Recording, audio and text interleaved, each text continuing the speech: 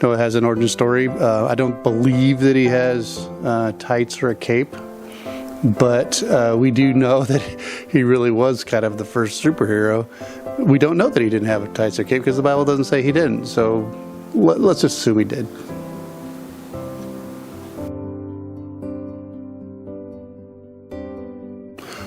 Welcome to the Good News. My name's Terry Monroe, and I'm your host.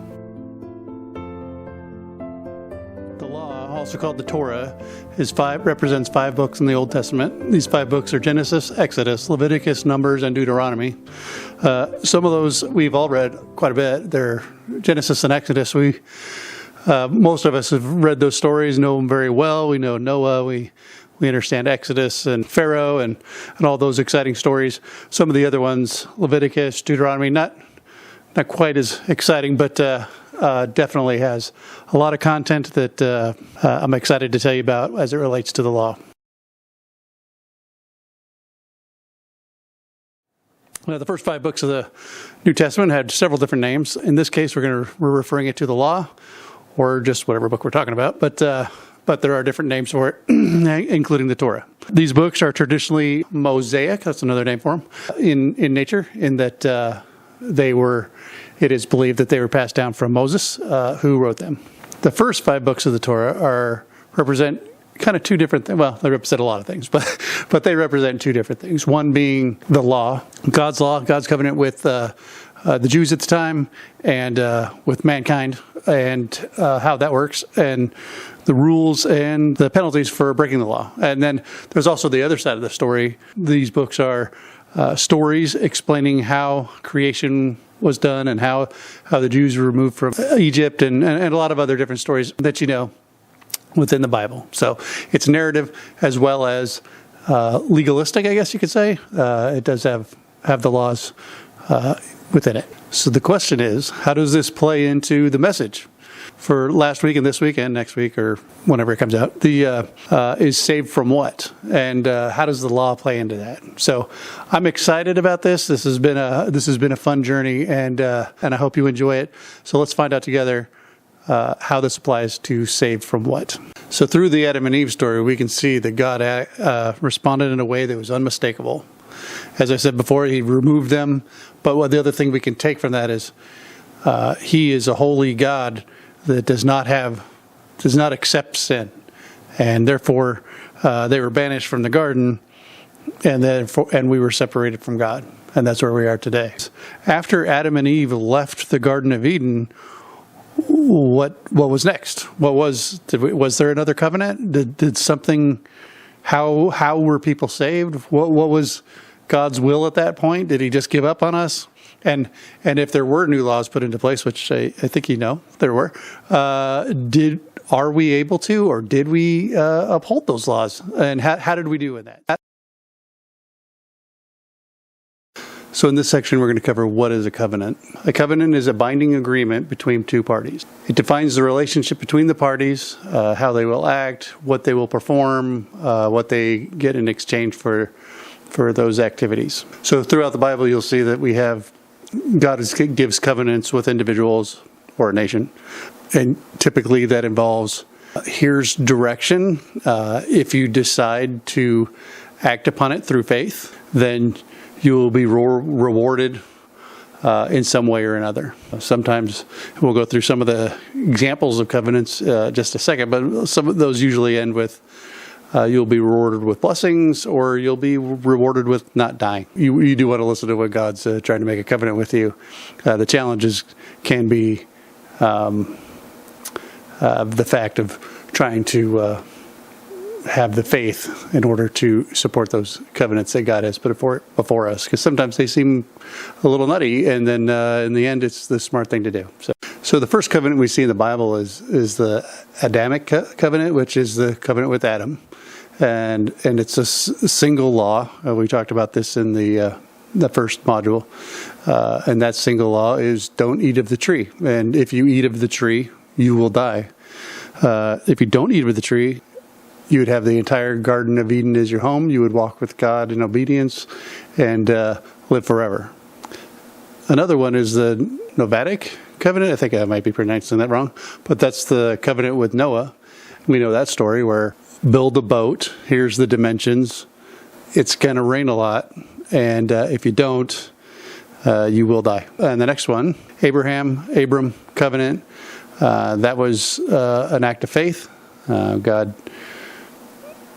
spoke to Abram at the time. His name became Abraham later. Told him to pick up all of his things, his family, and move, and God would bless him, which we can go into that story, but that was an act of faith. You fulfill the faith, and you would be rewarded. So the Palestinian covenant is God promises to scatter the Israelites if they disobey God, and he promises to bring them back together again later for obedience. This has happened at least twice. And the last one, the covenant of Moses, the Mosaic covenant.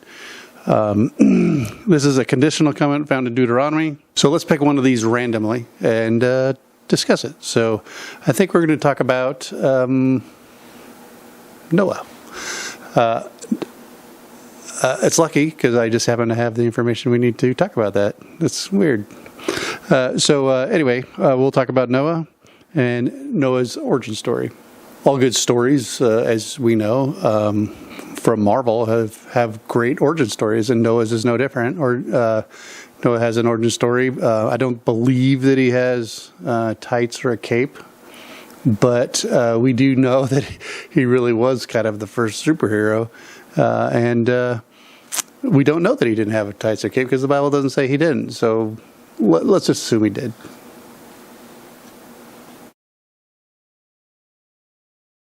Genesis 6:5-8.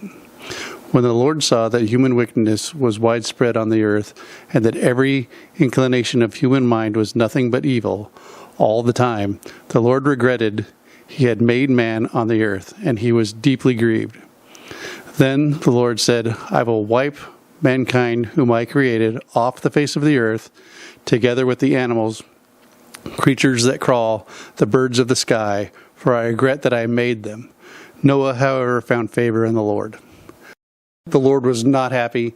The people had gone into chaos, and evil basically reigned, and God could not find one righteous person among all the people of the earth except for Noah. And that kind of makes him a superhero because he single-handedly, along with his family, ended up saving our planet. So shortly after, it wasn't, so Noah was the only human that was found righteous in the Lord's eyes. And interesting, it says that Noah walked with God. I think that means that he prayed and he believed in God, and he was had faith in the Lord. So God then tells Noah, hey, this is how you survive the flood.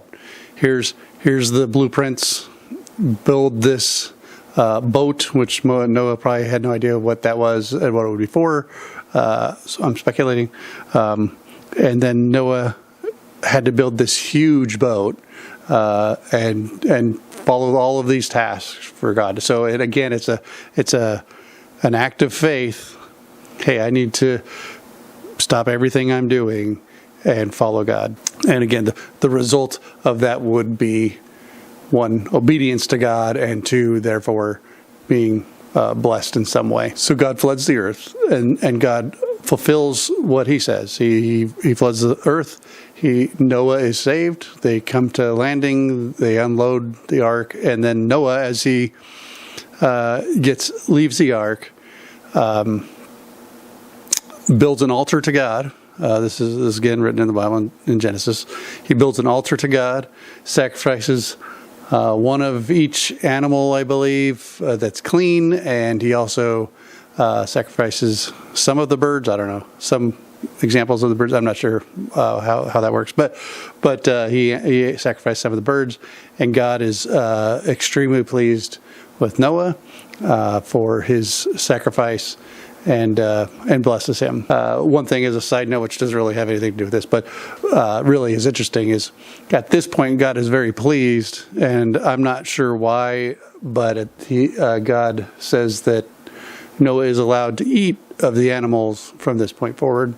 Up to this point, human beings would have been vegetarian, which I don't know if everybody knows that. That's kind of interesting. I am definitely not a vegetarian, and I thank the Lord for our ability to eat meat, because it's delicious. So at this point, the covenant with Noah was twofold. One is he technically made a covenant that if he built the ship, the boat, and did as he asked through faith, that he would save him, and he did. And the next covenant was the promise. And the promise that he made was that he would not flood the earth again and destroy all mankind and on the animals on the earth. And as part of that covenant, made a symbol, there was of a bow through the sky after it rains, a rainbow as we call it, would be that promise from God that he would no longer do that. So let me just read from the Bible so you can hear the covenant of God to Noah. God could say it a lot better than I can. So this is Genesis 9:11. I establish my covenant with you that never again shall all flesh be cut off by the waters of the flood, and never again shall there be flood to destroy the earth. And then I go to Genesis 9:13 through 15. It continues, I have set my bow to the cloud, and it shall be a sign of the covenant between me and the earth. When I bring clouds over the earth, and the bow is seen in the clouds, I will remember my covenant that is between me and you and every living creature of the flesh, and that waters shall never again become a flood to destroy all flesh. So the rainbow is the covenant of God that he would never destroy us again through flooding. So the first covenant was don't eat of the tree. We had one. We didn't do it. The second, we had Noah, which Noah did complete that covenant, and he completed it well. And then there's several others that we did not do well. With the failures, you can see more laws being created. There are also laws created for other reasons, like there were Gentiles that were performing activities that were ungodly. So let's start talking about the laws a little bit. So as I mentioned earlier, there's about 613 laws, and a subset of those 613 would be the Ten Commandments. So the question that rose to me was, what's the difference between the Ten Commandments and the other 603 laws that exist on the books, as it were? So the Ten Commandments are a summary, kind of all the laws that would last forever. The other thing that sets the Ten Commandments aside from the others is it was written by the finger of God. God physically wrote those onto the tablets, so it definitely sets them aside as special 4 commandments that we should follow. Another thing that's different about the law versus the Ten Commandments is the law ended at the cross with the Messiah and Jesus Christ. The Ten Commandments still exist, are still in place, and should be followed by all Christians. Something else about the laws is they cover a variety of different things. There's moral laws, and there's criminal law, and all different types of laws. And I think laws of sacrifice, how to eat, what not to eat, and it also includes penalties for breaking those laws. So now what I'm referring to here is the 613 or laws, or 603. Those all have enforcement and consequences for breaking them. So let's talk about the different types of laws that are in the law, and some of those would be food laws related to what you can and cannot eat, offerings of sacrifice, what's prohibited and what's allowed. Food products made, prohibiting against eating any food product made of wheat, barley, or rye oats that has come to contact with water and has been allowed to ferment and rise. So basically, most breads that we eat today, those would not be allowed. Eating unleavened bread during Passover, prohibited against eating pork and shellfish. Meat and dairy cannot be eaten together. Blood is not to be consumed. So those would be examples, not all of course. I'm not going to go through 600 laws here, but food laws. And then there's also purity laws, which include dietary restrictions, bodily discharges, and what you're supposed to do about it. Handling of corpses, how to handle dead bodies, sexual behavior. That's always a big one, a big topic. There's different feasts, like different types of parties to be had, I guess, or ceremonies. There's a Day of Atonement, Passover, Feast of Tabernacles, Feast of Unleavened Bread, Feast of the Weeks. So Passover, for example, the rules related to Passover, the laws would cover those rules. One of those is you're supposed to like raise a lamb, and then for 4 days before the feast, then you would slaughter the lamb at twilight. The same lamb, we would take the blood and we put that across the doorways, and then the lamb, what that remained, the meat would be cooked, and they would eat it as part of the feast. The other aspect of laws related to is like what sacrifices were allowed, and how those sacrifices were to be given, and when and how those when they would apply. So depending on the type of law that you had broken, you would then be instructed as to what you needed to do or what you needed to sacrifice related to that sin, as it were. Another area that the laws would cover is priests and how they would, and the rules related to priesthood and what it is that they should be doing. And I found it interesting that the priests are held to a much higher standard than the average person. So as I read on, it says, like, so for a sin offering, it's, I'm paraphrasing a little, so if any member of the community were to sin, they come to realize, hey, oops, I made a mistake. I need to do something about that. At that point, have to do a sin offering to atone for that sin. And we're going to talk a little bit about atonement and how that works to atone for sin, because that's very important to what we're talking about. And again, just to mention it, this is a great example. They need atonement, and this atonement is through sacrifice. I'm going to go ahead and read what you're supposed to do for a sin offering. That way, I think you can get the idea of better what it is required. And it's pretty interesting, and I have to admit, I have not done this ever, actually, in my life, ever. So, and he shall lay his hand on the head of the sin offering and kill the sin offering in the place of burnt offering. And the priest shall take some of its blood with his finger and put it on the horns of the altar of burnt offering, and pour out all the rest of its blood at the base of the altar. And all its fat he shall remove, as the fat is removed from the peace offerings, and the priest shall burn it on the altar for a pleasing aroma to the Lord. And the priest shall make atonement for him, and he shall be forgiven. Yeah, I have not done that at all. Yeah. So, actually, if I did see that at church, I would probably freak out a little bit. But so that's interesting. That's the expectation of God. Is, and in simple terms, you slaughter the lamb or the sheep, you pour its blood out, you burn the fat, and you make atonement to God. One of the more interesting parts of this is the different types of laws and the penalties associated with them. I'm going to warn you right up front. No, not warn you, but tell you right up front.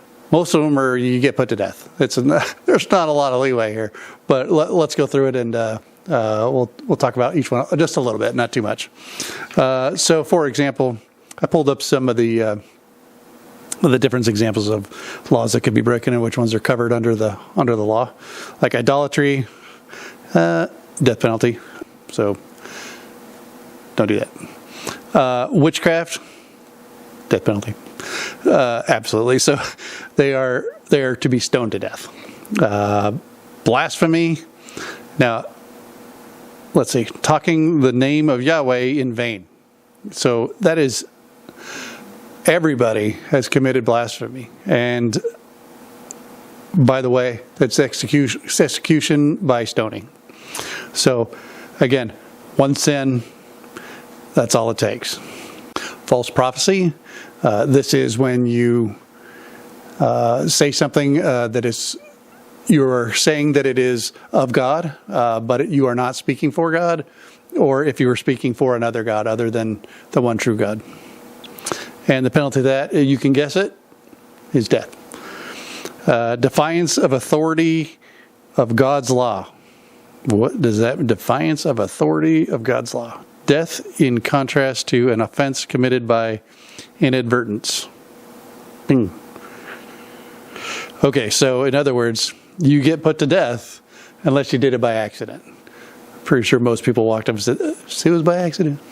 Involving a deliberate rejection of authority of God and the lawgiver. So punishable by death, or at least being cut off from Israel. So you can also be excommunicated from Israel. So that's interesting. Crimes against man, civil offenses. So there's lots of different civil offenses. Those are pretty common today. You have homicide and assault, mayhem, those types of things, theft. So what are the penalties for those? Okay, so homicide, death. Assault and mayhem, the penalty for that, which is kind of interesting, is it's not death. It is the same injury must be inflicted upon the offender. So now we've heard eye for an eye. I guess that kind of is where that comes from. Robbery and larceny. That would be stealing.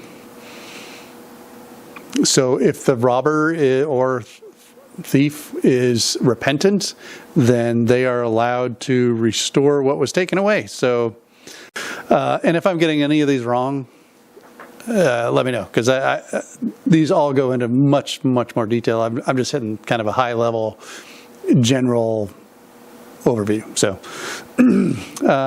burglary, which this one I thought was interesting. If somebody came into your house, you could take the life of the intruder. That's okay, because you're not allowed to murder. But if you're defending yourself, then it appears that was okay.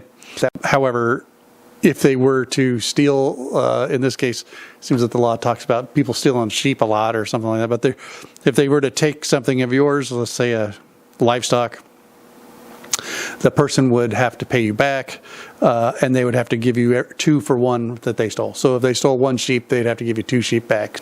So sex crimes, the sex crimes are quite detailed, and there's a lot of different areas that break down.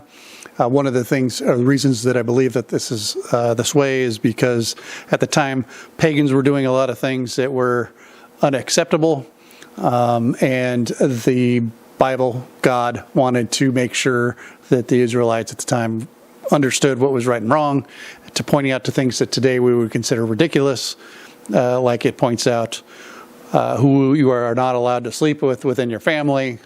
Not something we often need to discuss today. That's like common knowledge, but it's probably common knowledge because it was in the Bible. That sodomy or homosexuality is to be punished by death of both parties involved. Carnal relations with beasts and animals, both man and animal would be destroyed or killed. Adultery, again, death through stoning, both parties. So dishonoring your parents, this is an interesting one. Whosoever curses his father or his mother shall be put to death. So again, death penalty, very serious. Kidnapping, death penalty. Now, kidnapping back then was generally considered slavery. So not just taking somebody, but that was slavery, and that was death penalty.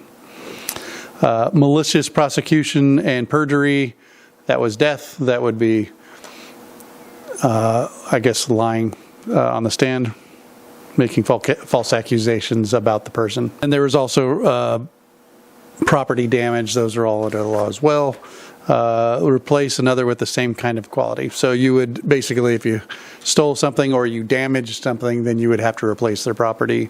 Kind of like today. No big changes there. The conclusion is, we talked about the law, we talked about what it contains, it has penalties, and then there's atonement for the law. And that's really the biggest takeaway. God makes covenants with man. God made several covenants in the first 5 books.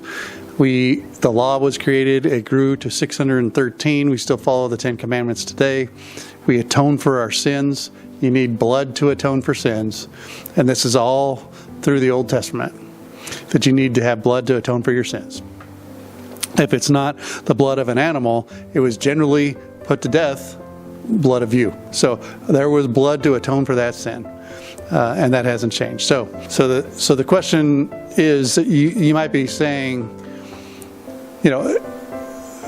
this is impossible. It's impossible to meet God where He is, as being an evil in our hearts. How would we be righteous to God? And the answer is yes, it is impossible. It is completely impossible for us to do this without Jesus Christ. So we completed the Old Covenant, and now we're going to be looking at the New Covenant. So Old Testament, New Testament. And the New Covenant, under the New Testament, is with Jesus Christ. We'll look at the blood of Christ, that He died for our sins. He was born again. He rose from the dead, and we're born again. And the Spirit comes upon us. After He rose from the dead, the Spirit comes upon us, and we become His followers. And then we're born again. So, and then also I want to talk about what does it look like to be born again and living for Christ? Because it's not just a matter of, hey, I believe in Jesus, I can go do whatever I want. That's silliness. So let's talk about what it really means to be a follower of Christ and what it really looks like. I'll see you in the next video. That will be Module 3, and I believe it's called the New Covenant. See you there.